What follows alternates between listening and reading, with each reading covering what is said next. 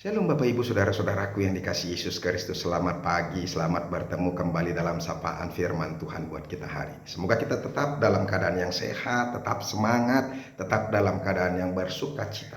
Dan kita terus masih memberikan hati dan pikiran kita untuk dimenangkan di dalam firman Tuhan, di dalam Tuhan. Amin. Bapak Ibu Saudara-saudara, firman Tuhan yang menjadi renungan buat kita yaitu yang diambil dari 2 Korintus pasal yang keempat ayat yang ke-11. Tapi sebelumnya marilah terlebih dulu kita menyerahkan hati dan pikiran kita untuk diterangi oleh Roh Allah. Mari kita berdoa. Kasih karunia dan damai sejahtera dari Allah Bapa dan dari anaknya Tuhan Yesus Kristus itulah yang menyertai hati dan pikiranmu sekalian. Amin. Bapak Ibu Saudara-saudara, firman Tuhan 2 Korintus pasal yang keempat ayat yang ke-11. Dikatakan demikian. Sebab kami yang masih hidup ini terus menerus diserahkan kepada maut karena Yesus, supaya juga hidup Yesus menjadi nyata di dalam tubuh kami yang fana ini. Demikianlah firman Tuhan. Bapak Ibu Saudara-saudaraku, sebagai Rasul Kristus yang Yesus sendiri menangkap dia di Damsyik, yang ketika itu sebagai seorang penganiaya Kristen. Tetapi setelah menjadi Rasul Kristus, Rasul Paulus justru sangat-sangat gigih dan sangat-sangat rajin sekali untuk memberitakan firman Tuhan, Injil keselamatan kepada setiap orang.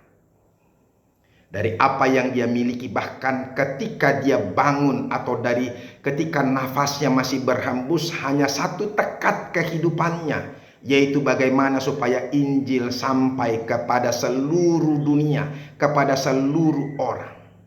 Bahkan dia sampai menyatakan, hutangkulah bila sampai Injil keselamatan itu tidak diberitakan. Dia merasa terhutang kepada Tuhan kalau Injil itu tidak disampaikan. Bahkan satu-satunya pikirannya saudara-saudara hanyalah bagaimana supaya setiap orang beroleh keselamatan. Itulah hebatnya dedikasi yang Rasul Paulus miliki dalam kehidupannya. Makanya Filipi 1 ayat yang ke-21 itu, bagiku hidup adalah Kristus dan mati adalah keuntungan. Buat dia, kalau dia hidupnya hanya didedikasikan, dia sampaikan semata-mata hanya untuk Kristus saja. Bagaimana supaya Injil Kristus itu boleh sampai kepada setiap orang, supaya setiap orang juga boleh diselamatkan sama seperti Yesus yang sudah menyelamatkan. Inilah luar biasanya. Tetapi saudara-saudara, untuk melayani, untuk menjadi hamba Tuhan, untuk memberitakan Injil Kristus itu tidak mudah. Karena orang-orang yang memberitakan Injil itu harus berada di front terdepan untuk melawan kuasa iblis itu. Karena iblis itu sendiri tidak mau saudara-saudara bahwa tawanannya bisa terlepas. Ingat, kita selalu berupaya ditawan oleh iblis dengan keinginan-keinginan daging kita, keinginan-keinginan dosa kita. Tetapi orang-orang yang memberitakan Injil itu, termasuk Rasul Paulus, misionaris, hamba-hamba Tuhan, berupaya untuk apa? Melepaskan kita melalui apa? Melalui Injil keselamatan itu, supaya setiap orang boleh diselamatkan. Bahkan dia katakan, saudara-saudara, dalam apa yang terjadi, dalam segala hal kami ditindas namun tidak terjepit.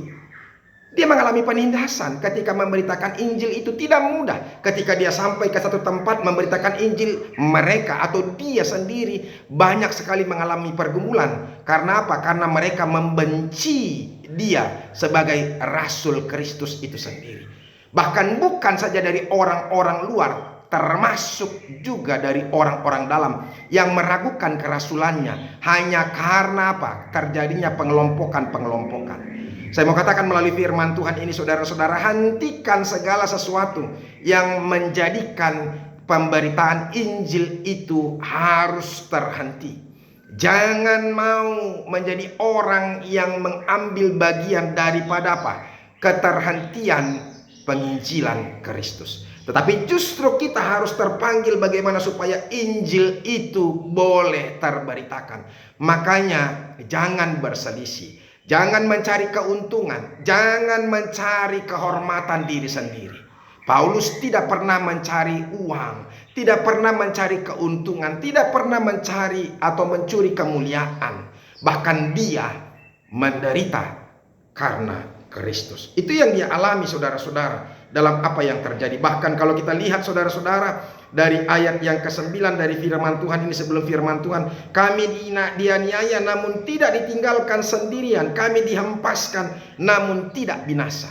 Ada begitu banyak penganiayaan, bahkan banyak orang-orang yang berupaya menghempaskan mereka supaya mati. Tapi ingatlah, mereka belum terhenti. Itu luar biasanya. Bahkan sampai detik ini, saudara-saudara, melalui firman Tuhan ini justru dikatakan, sebab kami yang masih hidup ini terus-menerus diserahkan kepada maut karena Yesus. Jadi terus-menerus mereka itu sudah dekat dengan maut. Ya, sudah dekat dengan maut, mengalami penindasan, mengalami penganiayaan, bahkan hampir mati. Mati tenggelam karena apa? Perahunya karam atau dihempas laut, ya kan, dipatok ular dan sebagainya. Itu banyak hal. Bahkan saudara-saudara, kalau kita lihat di 2 Timotius 4 ayat 6 dikatakan, mengenai diriku darahku sudah mulai dicurahkan sebagai persembahan dan saat kematianku sudah dekat. Nah, saudara-saudara, bagi Rasul Paulus, kematian itu terus dekat dengan hidupnya. Tapi dia tidak merasa tawar hati, kecewa, kesal, sedih, ya, apalagi memiliki akar kepahitan. Dia tetap bersuka cita sekalipun dia mengalami banyak pergumulan. Yang penting Injil Kristus itu boleh diberitakan. Nah, Bapak Ibu saudara-saudara, bagaimana dengan kita? Rasul Paulus benar-benar mengalami pergumulan karena Injil Kristus itu. Apa yang dialami oleh rasul-rasul dulu dalam pemberitaan Injil, misionaris itu masih tidak sebanding dengan apa yang apa yang kita hadapi saat ini, masih belum sebanding dengan apa yang mereka hadapi ketika itu. Banyak orang Kristen yang lemah hanya karena apa? Karena gereja dihambat, karena gereja dibakar.